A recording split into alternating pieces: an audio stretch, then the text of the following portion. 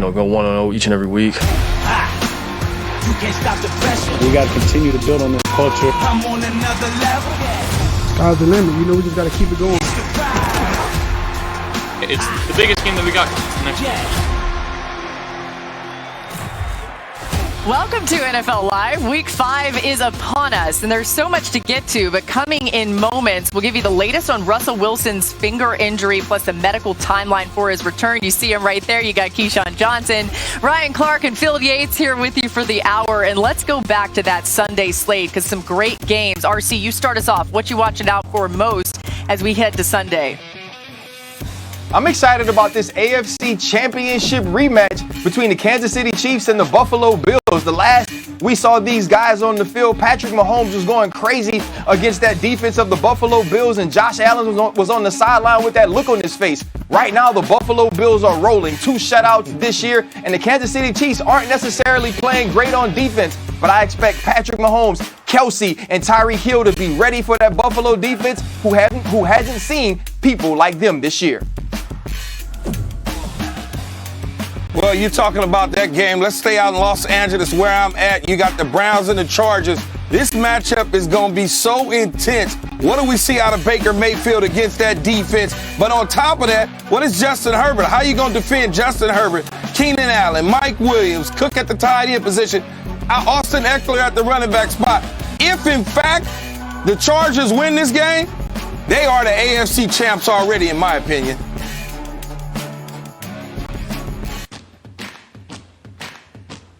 So let's get back to last night, where the Rams were able to get the division win in a game where both quarterbacks actually suffered injuries to their fingers. Now, Matt Stafford seemed fine. Russell Wilson, though, could miss significant time after already missing a lot of time in this game. Let's bring in our injury analyst, Stefania Bell. And Stefania, what more can you tell us about Russell Wilson's injury and the timeline for return with this? Oh, Laura, when Russell Wilson's hand ran into the force that is Aaron Donald, he ended up with what we call a mallet finger. You could see it on TV. I'll show you here. When you have your finger forcibly bent down and the tendon tears, the tendon that attaches to the tip of your finger gets stuck like this, where the tip is bent, because now the extensor tendon, the one that's responsible for straightening it, is no longer attached. So that's why we saw the deformity that we saw on Russell Wilson's hand. The problem for a quarterback is not only grip and control in the immediate sense in terms of any pain or swelling, what have you, but also handling the football. If the tip of the finger is hanging down, it can make it really difficult to have it snap under center, to just hold the ball, maneuver with it. And Pete Carroll after the game said he couldn't throw the ball like he needed to. So what do you do for treatment? Well, typically the standard treatment is you splint it. If it's an isolated tendon tear, you splint it, rest it for 6 to 8 weeks. You can put a pin inside it, but you still need to keep it extended to allow it to heal. The third option is no surgery, and you leave the deformity, but then you have the potential problems that I told you about. And again, we heard he was going for more testing, MRI, CAT scan, 3D imaging, so you can get a complete picture of what's going on. Because if there's any other tissue damage involved, that might dictate what happens next. But in any event, I find it very hard in any scenario to see Russell Wilson playing this week. Yeah, wow. Thanks so much, Stefania. You mentioned that he was going to get more scans or get it looked at a little closely. Head coach Pete Carroll told reporters he's seeing a hand specialist in Los Angeles today, actually. But Ryan, when you think about the timeline and what you just heard from Stefania, how does this affect the Seahawks? We saw Geno Smith come in, but either way, without Russell Wilson, he's what makes this team go. Listen, absolutely. Russell Wilson's middle finger is the most important middle finger in Seattle since Earl Thomas left the field telling Pete Carroll that they were number one. And so when you look at Russell Wilson and his recovery or what he means to this team, this is huge. I don't think any team has been as dependent on their quarterback for explosive plays, for plays in general, as the Seattle Seahawks have been in recent years on Russell Wilson. I mean, that's why we've been saying, let Russ cook. And so now think about the plays he makes pushing the ball down the field, the DK Metcalf to Tyler Lockett. Also the things that he can do by improvising inside the pocket. There are so many things that Russell Wilson and his talent cover up for. Also his understanding of the offense. And so when you think about this team and even where they are right now with Russell Wilson and his defense not playing well, This is not a playoff team without him, and I think we stopped talking about them while Russell Wilson is out, even though they have an experienced backup in Geno Smith. So rare for Russell Wilson to not be healthy. He started in 149 consecutive games. That's understandably the longest streak by any active quarterback in the NFL. All right, but the Rams won the game, okay? So let's talk about them a little bit in this division. Wilson wasn't the only one to suffer a finger injury last night. Matthew Stafford also hurt his index finger on his throwing hand in the first half. Stafford struggled in that first half against Seattle, but looked like a different quarterback in the second half, posting a 95 QBR while averaging nearly twice as many yards per attempt. The Rams went on to score 23 of their 26 points in the second half. Key, what did you see out of Stafford's performance specifically in the second half last night? I think, Laura, when you look at it, the first half, there was a lot of Cooper Kupp. But in the second half, not only did they run the ball well, he also passed the ball and mixed it up to different receivers. He didn't solely rely on Cooper Kupp. So when you look at that, it almost felt like he settled down to me, that he realized, oh, I got some other targets like a Robert Woods that I need to get the football to, a Deshaun Jackson that I forgot that I had on my offensive side of the ball. So when you start to think about settling down, and they got into the running game. When you can run the ball effective, it helps the quarterback out tremendously. But I'm not worried about Matthew Stafford. He's not the problem for the Rams. It's that defense. What will that defense be? They're on their third defensive coordinator in 3 years. You go from Wade Phillips to Brandon Staley, and now you have Raheem Morris. And on top of that, you've lost a bunch of talent that people don't even talk about on that side of the ball, RC. Yeah, no, that's huge. To me, it's about no Troy Hill. It's about no John Johnson. As you already mentioned, no Brandon Staley. You're losing pieces to a defense that was extremely good last year, number one defense in the NFL. And people think that just because you have Aaron Donald and you have Jalen Ramsey, that you could just run things back. That's not how it works. This team needs to gel. This team is playing a different defense than they have in years before, especially the way that things are done schematically when you go from a Brandon Staley to a Raheem Morris. And so it's going to take time for this team, this defense, to find their way. Also, offensively, they have to learn to fit that. You saw in the second half, and Key mentioned this, they started to run the ball. Sony Michel was a huge part early on in the third quarter. It allowed the play-action game to work. You can't just keep sending Aaron Donald, sending Jalen Ramsey out on the field with the Rochelles and the Williams and the David Longs and thinking that they're going to stop team play after play after play. What you saw in the second half from the offense is huge because that's what this defense will need to play well until it gels completely. You know, RC, even back when they got Matthew Stafford, people were already putting the Rams in the Super Bowl. Do you think even with their defensive struggles, they're still legit contenders in the NFC? Listen, I absolutely do. And, you know, we're talking about this defense struggling, but they're doing what they have to do right now to win football games. They have to find some pieces outside, and I know Key's going to talk about this a little bit. The pressure hasn't been as good as it was last year. But when you have a Matthew Stafford, when you have a Sean McVay, when you have those weapons that you have outside, this team is absolutely an NFC contender, an NFC championship contender. The problem is it's not the number one defense, and it's not just adding a guy like Matthew Stafford and having instant offense. This team has to continue to work for the chemistry and continue to figure out who the 2021 Rams are.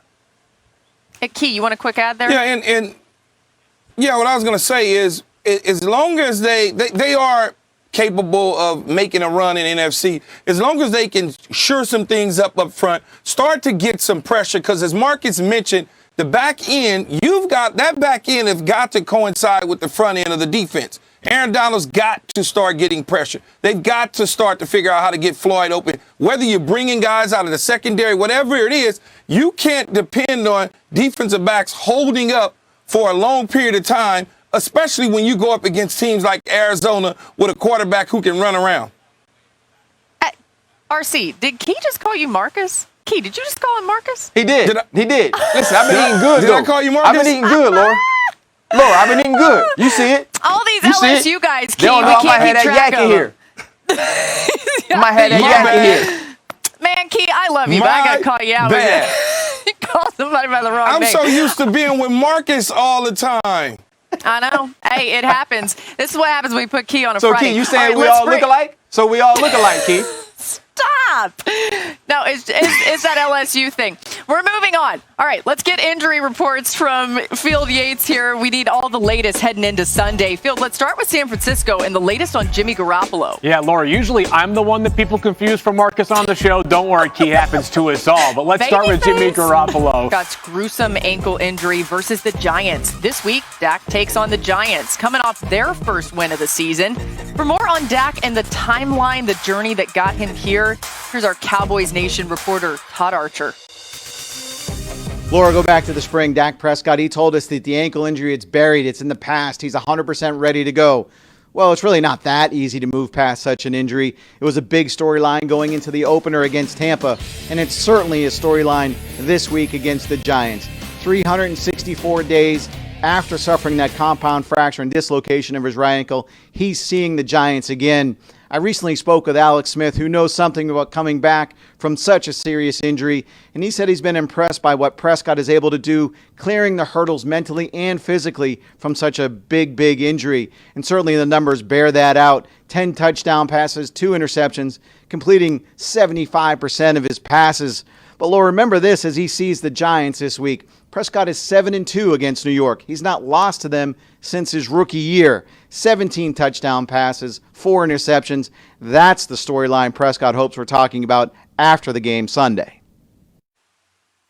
Thanks, Todd. Great points. And Prescott has picked up right where he left off before the injury. So far this season, he ranks second in completion percentage and first down rate. He's also tied for the third most touchdown passes, trailing only Patrick Mahomes and Matthew Stafford. And keep in mind, they already played last night. RC, we've seen this Cowboys offense score in every aspect. What about how this offense is playing, though, with Dak right now stands out to you?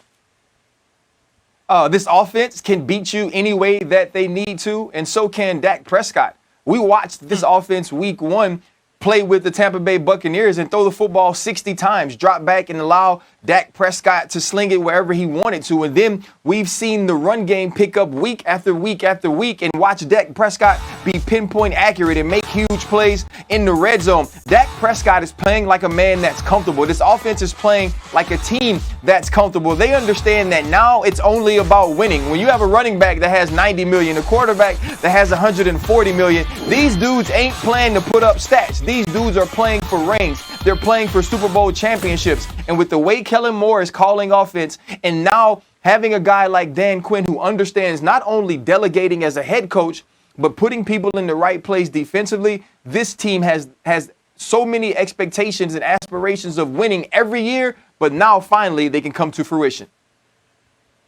And not Marcus, but RC talked about how the money is there. 90 million, 150 million for a quarterback. That's out the door now. It's about championships. And when you look at Dak Prescott and the things that he's capable of doing, he's completing 75% of his passes. And we're not talking about bubble screens, wide screens. We're talking about down the field. Things that are vertical stretch game, finding Amari Cooper, finding guys like CeeDee Lamb. Hell, they even found a guy named Cedric Wilson. I had to go back and think, well, is this the same Cedric Wilson that played for the San Francisco 49ers back in the day? He continues to rub everybody the right way, including the defense. The defense is feeding off of him. And so when you have a leader like that that's at your quarterback, that is your quarterback, you're going to continue to get positive play with this team. And I know people are waiting for the bottom to fall out of the Dallas Cowboys. I don't think the bottom's falling out this year. I hate to say it. Wow. I want to get back to that in a second, but let's talk about this particular week, RC. Don't look now. The Giants might have only gotten one win, and it happened last week, but they've been playing really well. Daniel Jones has been playing well. You give him any chance against these Cowboys this weekend? You know, I do give them a chance. When you talk to people in the Dallas Cowboys building, they respect the New York Giants. They respect Daniel Jones and his talent. They think that this team is 4 or 5 plays away from being a team that's 2-2 or maybe 3-1. When you look at the Washington football team game, you think about the game against the Atlanta Falcons. This team was right in those games with opportunities to win. It's about making winning plays. And so though I think this game will be close, I know Joe Judge will have this team, the New York Giants, competing. It's the winning plays that the Cowboys will make that the New York Giants just will not. You just heard Key talk about the way that Dak Prescott is playing and how that is radiating throughout the entire locker room and the entire team. And when you have a team that is playing with that confidence, they find ways to win, and they'll find a way to win this week. Yeah, remember the familiarity, too, with the offensive coordinator and Jason Garrett, who used to be the head coach of the Cowboys. Yeah. Key, I just want to go back. You said that the bottom is not going to fall out for the Cowboys this year. How far are you sending them? Are they Super Bowl contenders in your mind? I think, Laura, as they continue to build chemistry on the defensive side of the ball, they will become strong Super Bowl contenders, right? They took Tom Brady and the Tampa Bay Buccaneers down to the wire. A minute 24. They left him a minute 24, which was a mistake. They'll never do that again. They went out to L.A. and took care of business of a Charger team that many of us are starting to look at and say, is that the better team in the AFC? We saw what they did and how they dismantled the Carolina Panthers. And I know Christian McCaffrey didn't play. I get it. I understand that. But they took care of business and dominated a supposedly number one overall particular defense. So when you look at that and you say to yourself, they're only going to get better. DeMarcus Lawrence is going to come back. He's going to be better. Diggs is only going to continue to get better at the cornerback spot. They got two head coaches, one won a Super Bowl and one coach in the Super Bowl. I'm comfortable with saying they're going to go a long ways, Laura. I don't know how far, but it's going to be a long ways. I like it. We're going to remember you said that. Time for smart lineup decisions provided by IBM Watson, and we welcome Phil Yates back in. Phil, you think Daniel Jones against the Cowboys could be a worthy starter in fantasy this weekend? I sure do, Laura. And how about the season that Daniel Jones has put together so far for the New York Giants? He has only thrown one interception. That's good. 4 touchdowns. That's good. He's averaging 296 passing yards per game. And here's a little trivia for you, Laura. Who leads the NFL in yards per carry? It's not Derrick Henry or Dalvin Cook or Alvin Kamara. It's Daniel Jones at 7.0 yards per carry. That's right. He's been remarkable. Also leads the Giants in rushing yards so far this season. He's been a top 7 quarterback in fantasy 2 out of the last 3 weeks. I'm confident he can repeat that against a Dallas Cowboys defense that, even if improved, still not one that scares me enough to remove Daniel Jones out of my lineup. I love it. Yeah, all those people who started the season with Daniel Jones as their quarterback of their fantasy team, they're like, yeah, I'm so smart. This is a great choice. We got so much more coming your way on NFL Live, so keep it locked right here on a Friday. Find out next why someone here thinks Jimmy G. Trey Lance making his first NFL start as Jimmy Garoppolo officially out Sunday against the Cardinals. The Cardinals, the only remaining undefeated team in the NFL. And it's a situation where the calf is still bothering Jimmy G. He did not practice today. So now we see Trey Lance with this opportunity. RC, what do you expect the 49ers offense to look like with Trey Lance getting his first career start?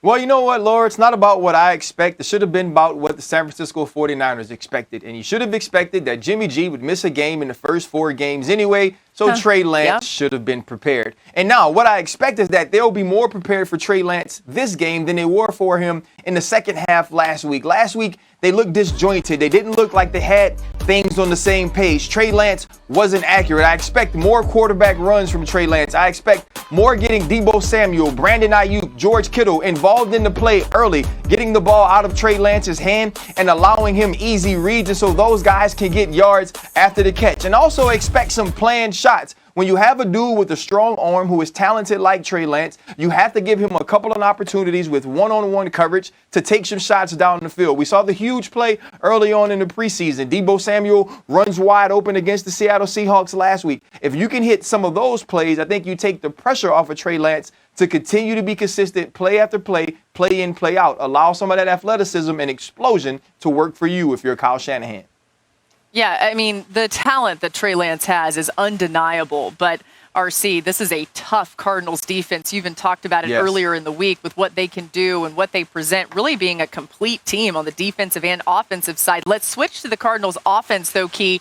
How do you try and slow down Kyler Murray and what this Cards offense wants to do? Hell, I don't know. It's like this question comes up every single week, right? Every week we say, how can we do this to Kyler Murray? The first thing we say is, hey, keep him in the pocket, hold your contain. And then what happens? Somebody allows him outside the pocket, then he just shreds the defense. This is what I think you have to do. I think you got to have to start by trying to take away his number one option. And that would be DeAndre Hopkins. And then you got to figure out how to slow down A.J. Green. Oh, by the way, they may mix in Kristen Kirk. But now they've discovered in Cliff Kingsbury's system that we can actually run the football as we saw them do against the Los Angeles Rams. So I'm not really sure what you can do to slow Mighty Mouse down. I have no idea. I don't have an answer. I really don't, RC. He's been shredding people inside the pocket too. Come on. No, he's been absolutely losing his mind this year. Phenomenal. When you look at Kyler Murray, and people say, well, keep him in the pocket because he can't see. You let him outside the pocket, he's gonna do this. I don't know, man. I've given up. I really have given up. Hey, if you go back to Kyler Murray in high school, all the dude's ever done is defy odds, right? It's always been about his height. It's been about his size. And people have said, well, keep him in the pocket. The problem is that you can't. Right now, people say, okay, let's make him throw from the pocket. And he's showing us this year that he can make plays on time. He can make plays from the pocket. And he can also make throws against the blitz. And so now it's going to be, how do you out-scheme the Arizona Cardinals? And that's where Cliff Kingsbury comes into play. He was picked up, or he was hired, because he said, I can go get Kyler Murray and I can make us an unstoppable offense. Well, guess what? Through 4 games, he's done that. You have Edmonds and Connor out of the backfield. You now have Rondale Moore, who reminds me of Percy Harvin. And we all know what DeAndre Hopkins can do. So when they start to get slowed down, when teams do figure them out later on in the season, can Cliff Kingsbury make an adjustment to what this air raid offense is now and find a way to get this team over the hump? Because you're still going to have teams like the Rams. You're still going to have teams like the Packers. You're still going to have teams that are contending with the Arizona Cardinals to play, and those teams will make adjustments. Can Cliff do the same? I like that Key is taking it personally. The problem that you have, though, Laura. Yeah, he's still going. The problem that you have, but the problem that you have when you're trying to take somebody away, they got too many takeaways. Who you gonna really decide to take away? That's the problem.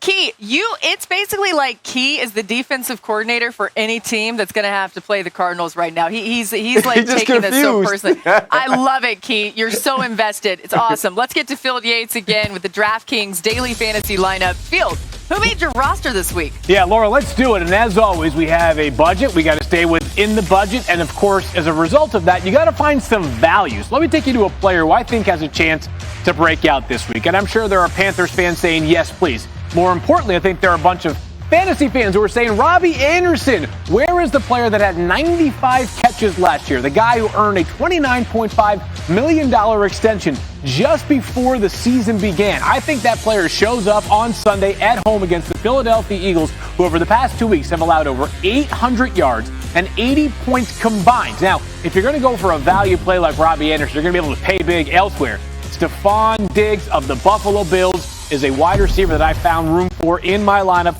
this weekend.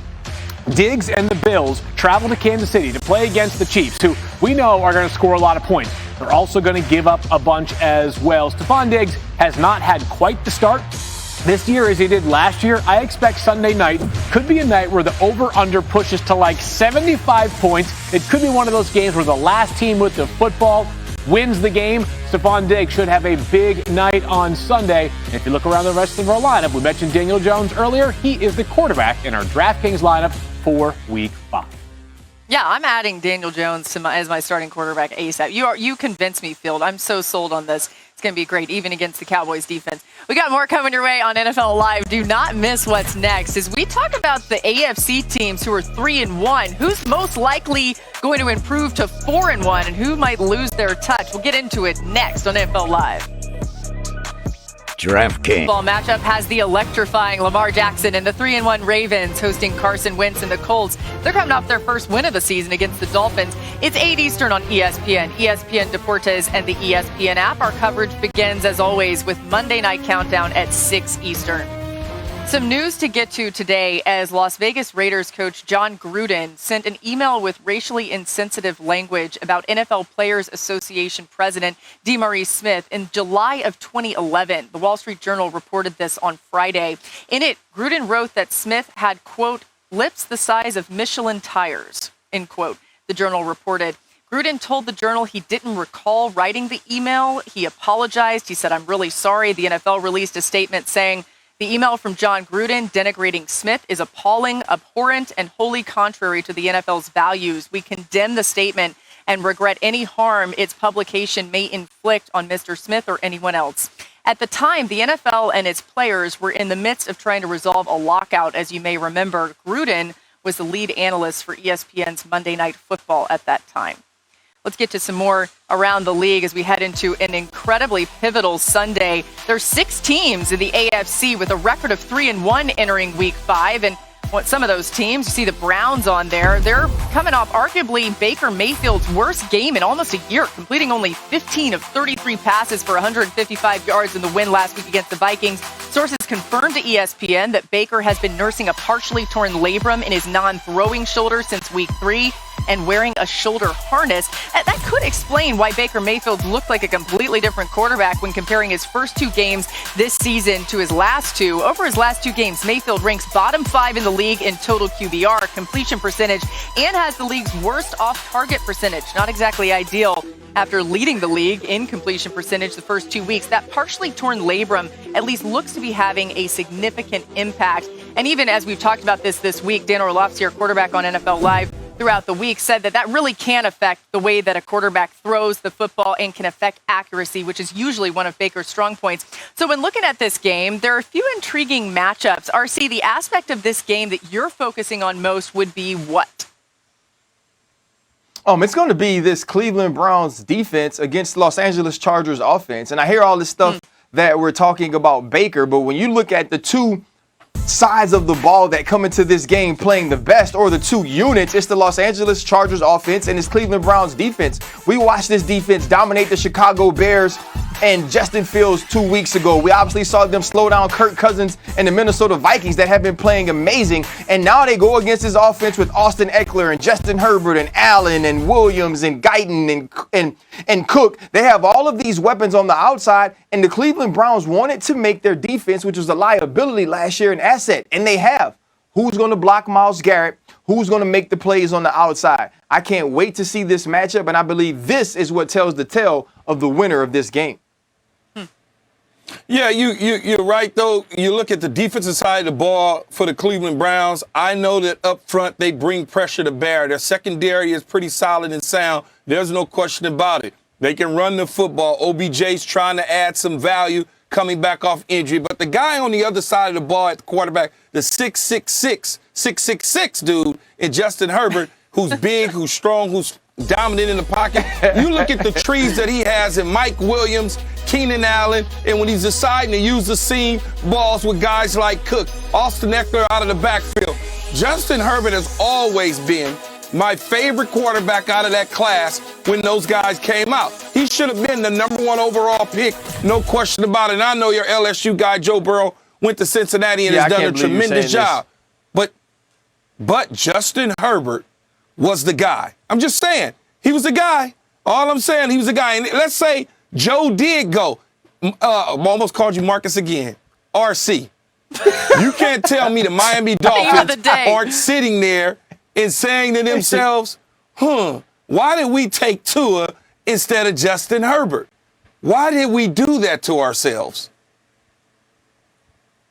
Well, I think that's the hindsight. And listen, some reports have come out that Brian Flores did like Justin Herbert, and there was some discussion at the number 5 pick of whether or not to go him or Tua. And that's what makes this team so hard to defend, is that Justin Herbert, to me, has had an accelerated rate of understanding, right? An accelerated rate of intelligence as it comes to running this offense. If you watch the way he moves his eyes, the way he understands where each player is in the progression, that's things you see from later on in a player's career. And so it's been fun to watch and exciting to watch, but he's going to be under pressure this game, Key. He's going to have to make some plays with his legs. He's going to have to make some plays with getting the ball out of his hands. And so I'm really interested in seeing how he makes adjustment individually when it comes to this Cleveland Browns pass rush, which has absolutely been terrorizing quarterbacks this season.